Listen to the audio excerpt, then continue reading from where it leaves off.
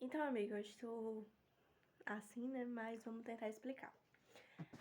Primeiramente, o que são lipídios? Os lipídios, ele é uma parte da química bioorgânica, né? Da bioquímica, que ela vai estudar justamente essa parte de gorduras e óleos. Então, por eles ser gorduras e óleos, geralmente eles vão ser moléculas apolares, ou seja, que não tem tanta afinidade com a água. Então, vai ser aquelas hidrocarbonetos, eles podem ter, OH, mas mesmo assim, hidróxidos, né? Mas mesmo assim, ele vai ser uma cadeia muito longa. Então, essa é a primeira parte de lipídios. Os lipídios, eles podem ser divididos em outras partes. Tem subtipos, né? Deixa eu botar aqui.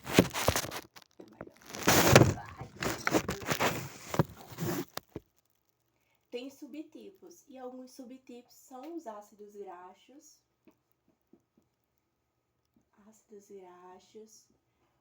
as ceras, fosfolipídios, e entre outros. Eu vou explicar cada um, fosfolipídios. Eu vou tentar explicar cada um deles de maneira rápida para não ficar longo o vídeo, beleza? Eu vou escrever aqui para ficar melhor. Então, voltando aqui, nós temos o ácido graxo, né? Então, a gente pode observar que o ácido gráfico, ele é um ácido carboxílico de longa cadeia, seja ela uma cadeia saturada ou uma cadeia insaturada. Então, aqui nós temos que, para fazer a nomenclatura desse ácido gráfico, a gente tem duas maneiras.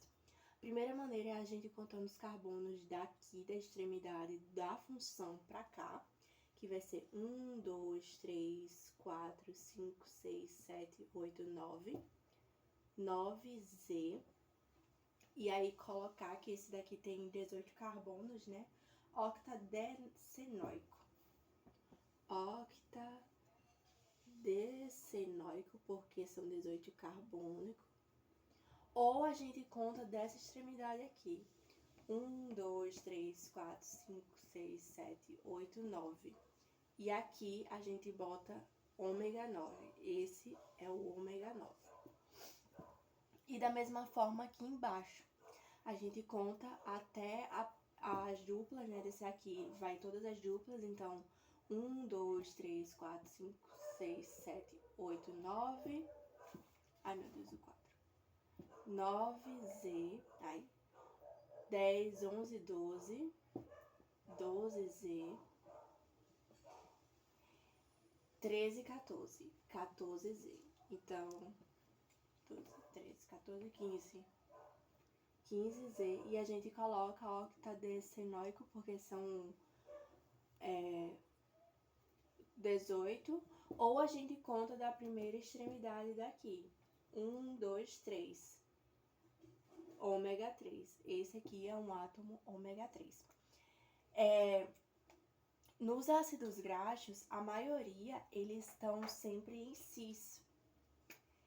Eles são sempre em cis.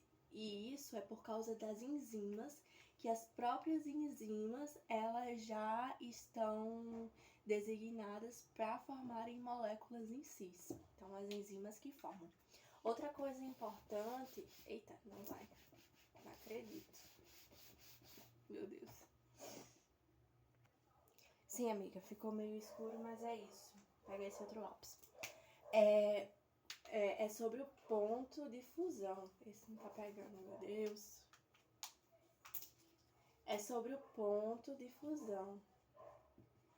Quando a gente fala em ponto de fusão, a gente sabe justamente que...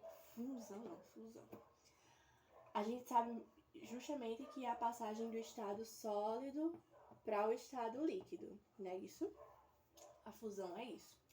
Então, a gente tem que quanto maior for a estrutura dessa molécula, quanto maior a cadeia dela, maior vai ser o ponto de fusão, porque ela vai estar mais apta a se empacotar na molécula. Sendo que quando a gente tem duplas, duplas ligações no decorrer da molécula, essas duplas, como eu falei, elas são cis. Por elas ser cis, elas vão ter um dobramento. Então, quando eles têm esse dobramento, ela meio que vai dificultar o empacotamento das interações intermoleculares. Aqui também tem as interações intermoleculares, então as interações intermoleculares são menor, na verdade. Peraí, tá errado. Calma, deixa eu pensar. As interações intermoleculares, elas são maior ou menor, meu Deus. Aqui são maiores interações intermoleculares, então logo maior ponto de fusão. Aqui as interações intermoleculares são menor, então consequentemente menor o ponto de fusão. Então quanto maior for as duplas, quanto mais duplas eu tenho, menor é o ponto de fusão.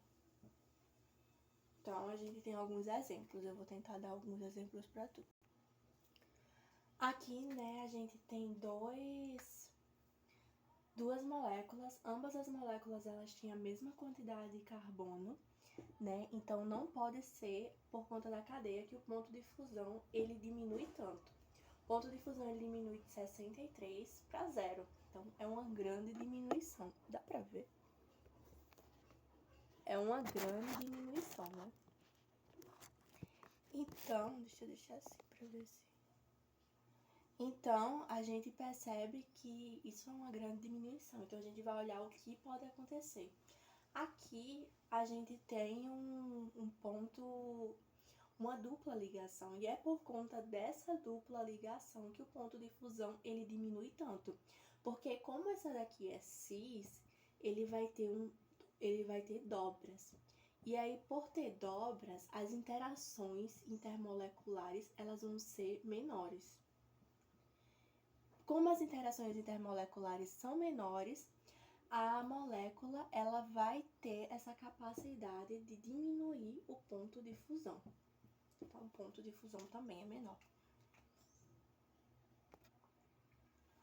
E é isso que dá a diferença entre gorduras e óleos. As gorduras, geralmente, elas são moléculas, né, hidrocarbonetos, e aqui tem um OH, de cadeia extremamente longa, com a presença de um grupo carboxílico, e elas são saturadas. A gordura geralmente são saturadas. Enquanto o óleo, ele também tem a cadeia longa, tem o grupo carbonilo, e eles são insaturados. Por esse aqui ter essa presença saturada, ele costuma ser sólido. Então, a gordura é geralmente sólido. Por que sólido? Porque tem o ponto de fusão ambiente, né, em temperatura ambiente maior. Enquanto esse aqui, ele tende a ser líquido, porque em temperatura ambiente o ponto de fusão é menor. Por que o ponto de fusão é menor? Justamente por causa dessas duplas ligações. Porque essas duplas ligações, elas vão ocasionar menor empacotamento. E quando ocasionar esse menor empacotamento, eles vão ocasionar menor interações intermoleculares e, consequentemente, um menor ponto de fusão. E é essa a diferença.